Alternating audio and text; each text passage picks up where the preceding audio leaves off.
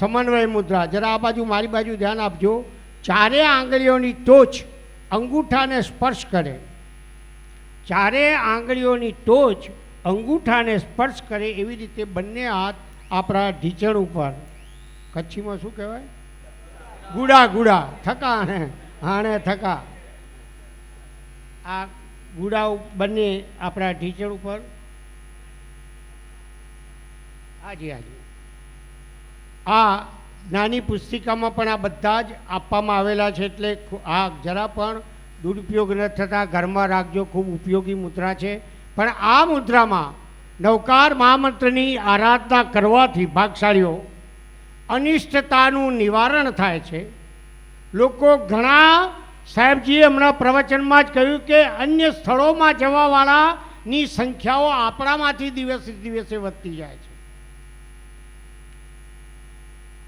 અન્ય આશરા લેવા, જેને નવકાર મહામંત્ર જેવો મંત્ર તમારી પાસે છે, અલગ મંત્રોના, અલગ લોકોના, અલગ પંથોમાં પણ આપણે સુખની ઝાંઝવા મારી રહ્યા છીએ.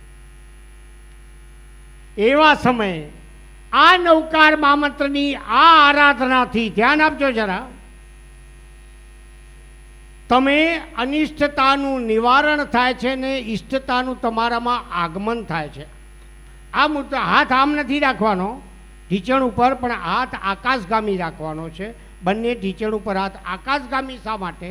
કે આકાશી દેવો, આકાશી તત્વો કહેવાય છે કે આદેશ્વર દાદાની ભક્તિ કરો તો મા ચકેશ્વરી ખુશ થાય. દાદા શંખેશ્વરાની ભક્તિ કરો, ચિંતામણી દાદાની ભક્તિ કરો તો મા પદ્માવતી ખુશ થાય કે ન થાય? કે મારા ભગવાનની સેવા પૂજા આ કરી રહ્યો છે, એની ભાવટ આપણે ભાગવી જ જોઈએ. આવા એક બે નહીં, પણ શાસ્ત્રો એમ કે છે કે 70,000 ઉપરાંત શાસનના દેવ અને દેવીઓ. જરા શબ્દો ઉપર ધ્યાન આપજો બધા. એક બે દેવ દેવી નહીં, મા પદ્માવતી ખરી, ચકેશ્વરી ખરી, 24 તીર્થંકરોના શાસન દેવો તો ખરા જ, પણ અતીત અનાગત કાળે અનંતા તીર્થંકર જગદીશ થઈ ગયેલા, થતા અને થનાર એવા તમામ તીર્થંકરોના શાસન દેવો, અધિષ્ઠાતા દેવો, નવકાર મહામંત્રની આરાધના કરવાવાળા આરાધકને, નવકારને સમર્પિત થયેલા આત્મા માટે આ બધા જ દેવો આમ ઊભા છે. તમને ગોદમાં સમાવવા માટે આમ ઊભા છે, પણ તમે આડા આવડા ફરી રહ્યા છો. જરા ધ્યાન આપજો. આ નવકાર મહામંત્રમાં એટલી પરમ શક્તિ છે કે એને તમે મનથી ગણો. પન્યાસજી મહારાજ અમારા કહેતા હતા, ભજનકર વિજય મહારાજા, કે તમે ગણવા ખાતર ગણો. હવે અહીંયા આટલા બધા બેઠા છો, તમે આવ્યા છો બધા, કદાચ કોઈ વસંતભાઈના હિસાબે આવવું પડ્યું, આમંત્રણ આપ્યું હશે, કોઈ જબરજસ્તી આવ્યા હશે, કોઈ ગમે તે રીતે આવ્યા હોય, પણ આવ્યા છો તમે ભાવથી ગણો કે ગણવા ખાતર? ચલો આવ્યા છીએ તો હવે ગણી લઈએ, નવકાર બોલવામાં શું વાંધો છે આપણને? તમે ભાવથી ગણો કે ગણવા ખાતર ગણો? ભદ્રંકર વિજય મહારાજા કહેતા હતા. પણ નવકાર મહામંત્રના શબ્દો, એના અક્ષરો તમારા સમગ્ર શરીરની ચેતનામાં પસર્યા વિના રહેતા. ધ્યાન આપજો જરા. તમે ભાવથી કરશો કે એમ જ ગણવા ખાતર ગણો? ચલો એક કાર્યક્રમ છે, આપણે માણી આવે. આ કોઈ કાર્ય નથી અને ક્રમ પણ નથી, કોઈ પ્રોગ્રામય નથી ને સોગ્રામય નથી. આ તો છે પરમાત્માની ભક્તિનું ઝરણું.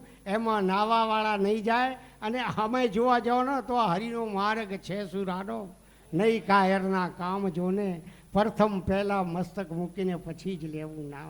જગતના નાથ આગળ પંચ પરમેશથી પરમાત્મા સમક્ષ આ સર ઝુકાવી દેવું પડે, ત્યારે જ પરમાત્મા પદને આપણે પામી શકીએ.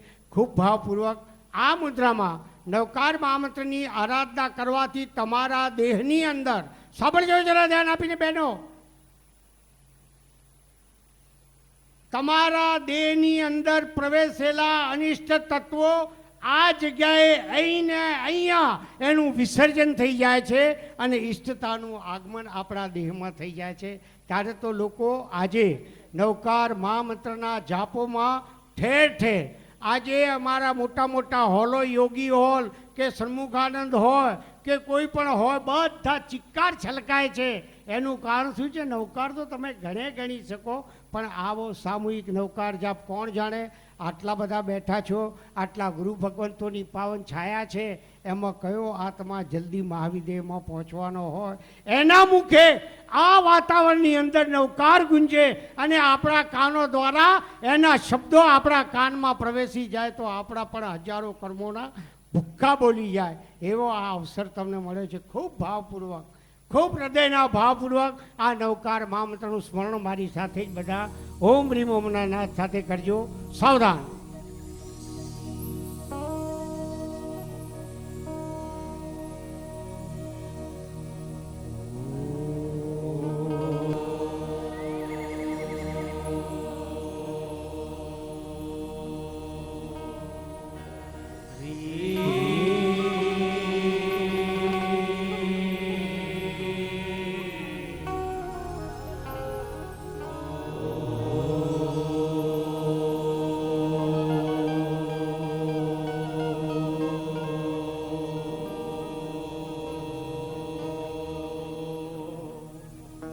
છેલ્લા ઓમ વખતે જેટલો શ્વાસ બહાર નીકળે એટલો બહાર કાઢી લેજો ભાગશાળીઓ. અને પછી એકદમ નાક દ્વારા ઊંડો શ્વાસ લેવાથી કદાચ આ બીજો નહીં તો ત્રીજા મણકામાં પણ તમને અલગ સુગંધોનો અનુભવ થશે. અહીંયા બેઠા બેઠા જ આ પણ એક શતાવધાનનો પ્રયોગ પણ ચાલી રહ્યો છે. ભાગશાળીઓ ખૂબ ભાવપૂર્વક જ્યારે તમે ઊંડો શ્વાસ નાક દ્વારા લેશો તો દરેક વખતે અલગ અલગ સુગંધનો પણ અનુભવ થાય ત્યારે સમજી લેજો કે આપણી ચેતનામાં નવકારે પ્રવેશ કરી લીધો છે. ખૂબ ધ્યાન રાખજો, આંખો બંધ રાખજો, કમસે કમ ઓમ રીમ ઓમનો નાદ કરો ત્યાં સુધી. સાવધાન.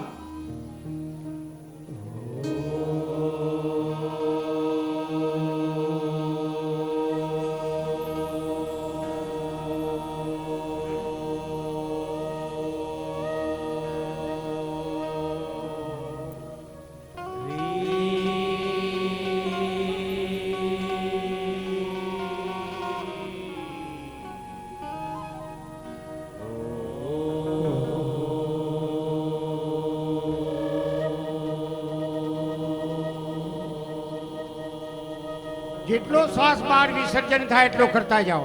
સાવધાન. પછી નાક દ્વારા એકદમ ઊંડો શ્વાસ લઈ પછી જ ઓમ શરૂ કરો. સાવધાન.